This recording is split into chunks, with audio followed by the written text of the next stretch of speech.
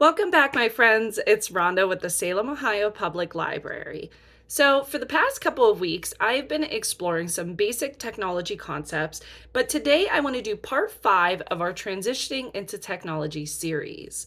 Up until this point, we learned about the outside of laptops, we learned about some of the components inside of our laptops.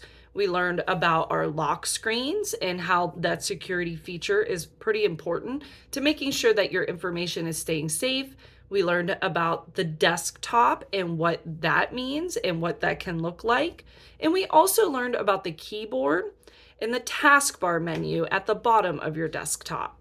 We've learned a little bit about Wi-Fi networks and how we can identify those networks so that we can safely log on to like public Wi-Fi networks or even private Wi-Fi networks like the ones that you have in your home. We talked a little bit about modems and routers. And as promised for today, I want to explore internet browsing. For those who are just starting out, I really want you to know that I think that you're doing an excellent job. Just by watching these videos, you are learning a little bit more each day. And while it can seem like there's a lot to learn, and there is, truthfully, you can always do it in small increments.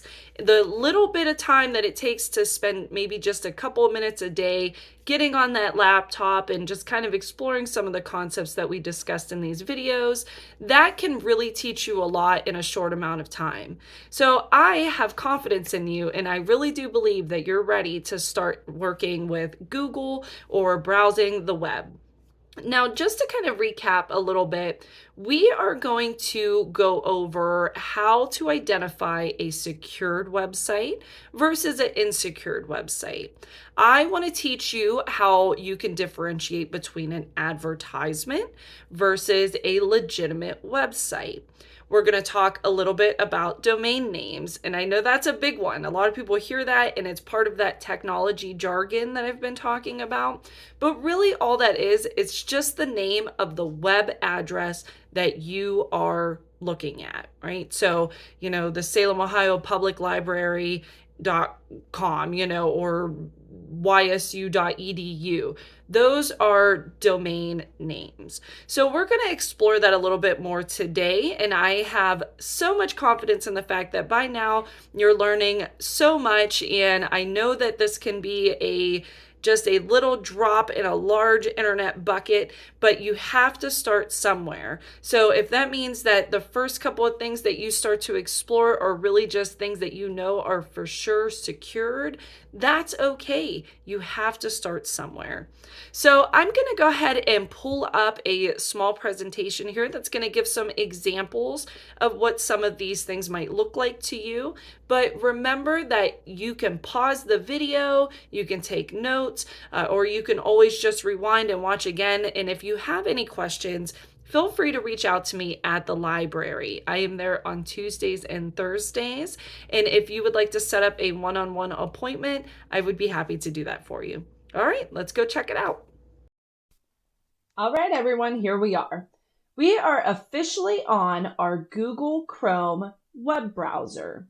So all I did was open my computer, turn it on, look down at the bottom of my taskbar down here, and I clicked on my Google Chrome icon. Now, if you have a newer computer, you might just have Microsoft Edge installed, and it looks like this. So for today's purpose, I am going to go ahead and use Google Chrome, but keep in mind that depending on what type of computer you have or what your preference is for web browsers, you could have Mozilla Firefox, you can have Safari, which is for Apple and Mac. You can have Microsoft Edge, you can have Internet Explorer, or you can have Google Chrome. There really are a lot of options out there. So I don't want to overwhelm you with information today, so I'm not necessarily going to go through each little icon on this web page, but I will give you some quick tips. Up here, you can see that this says New Tab. This is literally just a page that you are searching. When you click on this plus sign over here, you get another tab. So in our busy world today, we often multitask, and this is a good way to multitask your web browsing. So say for instance, I wanted to look up the Salem, Ohio Public Library, but I also wanted to look up the Salem, Ohio Historical Society. And I wanted to kind of toggle between the two without losing one of them. Then I would just use a new tab to open up that new search. So I am going to go ahead and go to the Salem Public Library here. And up here at the top, we have our back button, which will take us to the previous page. We have our forward button, which will take us to the page forward. We have a refresh button here. This is good for if you are having a loading problem. So say you went to this website and you just saw that little circle spinning and spinning and spinning. Sometimes we have to refresh our browser in order to correct that. This right here will just take us right back to the home screen. And over here we have our address bar. Now, this is where we can get some hints of whether or not we have a secure browser right now, or a secure web page. Sorry, I didn't mean browser, web page. So with this, we can see to the very left of where it says salempubliclibrary.org that there is a little lock icon. What this means is that if it is locked, it means that there's the correct protocols in place to make this a safe and secure website to browse. So if I click on this, I can see that right here it says connection is secure. Now, if you don't see a lock, or if you see a lock that's red and broken, let's see if I can find an example of that real quick here. Unsecured website. Okay. I'm going to go to my images here and see what I can find. Okay, so in this case, this is a good example. So although it's not super close, maybe I can zoom in here a little bit. Yep. So right here, you can see that this is all in red, that there's an X. It looks scary, you know, it's not something that looks warm and inviting. It looks like, oh, there's an issue. Most of the time, our computers will actually tell us your connection is not private. So what should you do in that case? In that case, don't go any further. Just click that little X up here in the right-hand corner and get out of it. Okay, so to keep it going, we want to make sure that while we are exploring through a web browser such as Google, that we know what we're looking for, all right? So let's go ahead and type that in again, Salem, Ohio Public Library.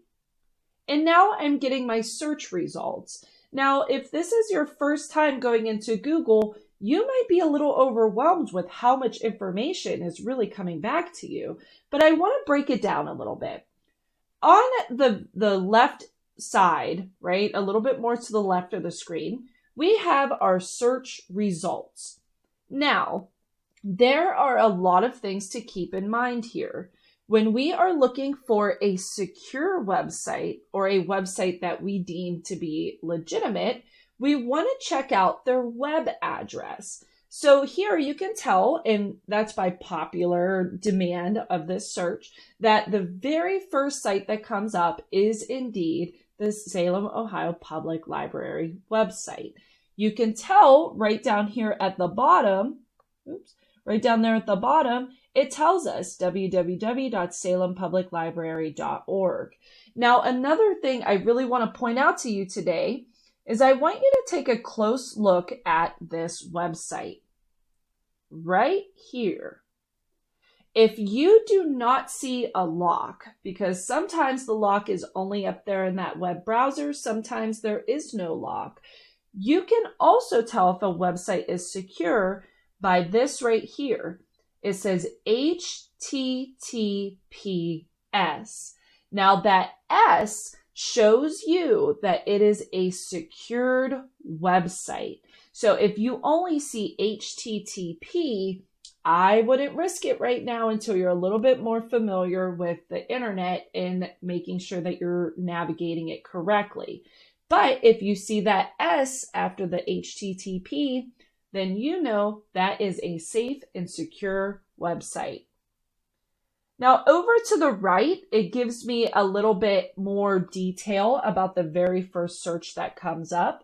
And something you want to just think about is that on occasion, depending on what you're searching, you might actually see an advertisement over there. So be a little bit more skeptical about clicking on anything if you don't think that it looks legitimate.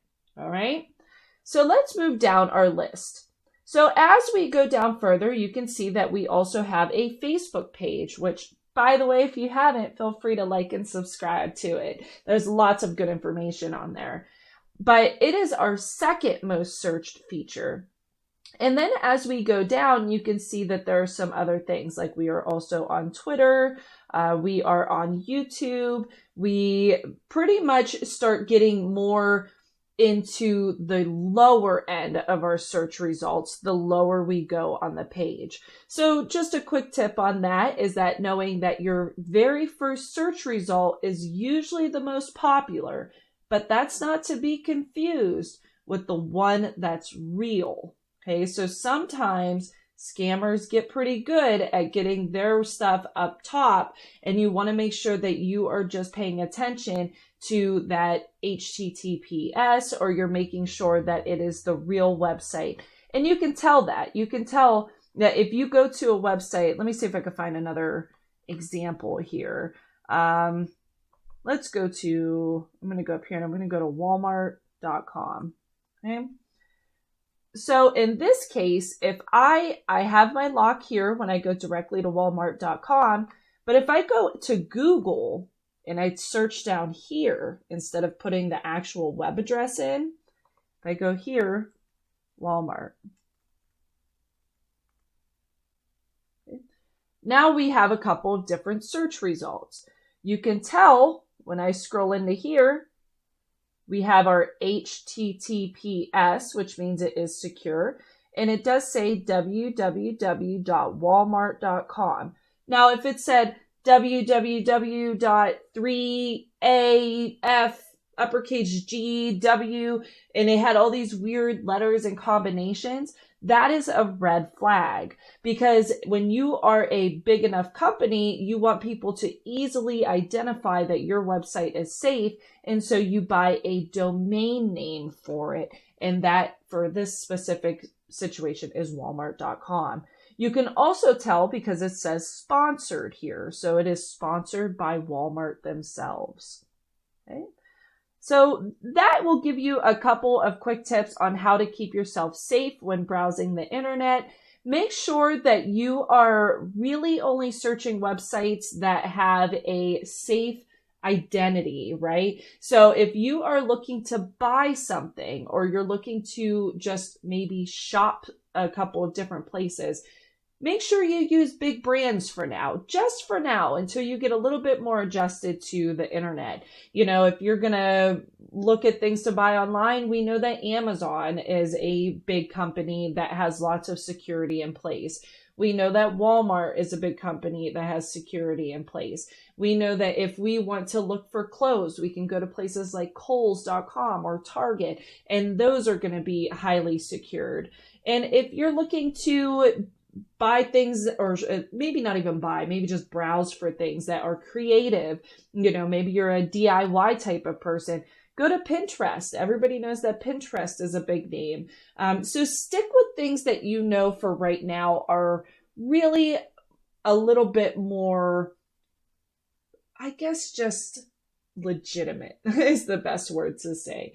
So for now, I'm going to go ahead and wrap this up. I do hope that I was able to shed a little bit of light on how you can make sure that you are browsing safely and making sure that you understand a little bit about the HTTPS and that little lock icon up here in the address bar. Now, I am going to have future videos where I will dive a little deeper into very specific icons up here. I just didn't want to overwhelm you today. But if you have any extra questions, make sure you reach out to me at the library. Okay, everybody, have a wonderful day.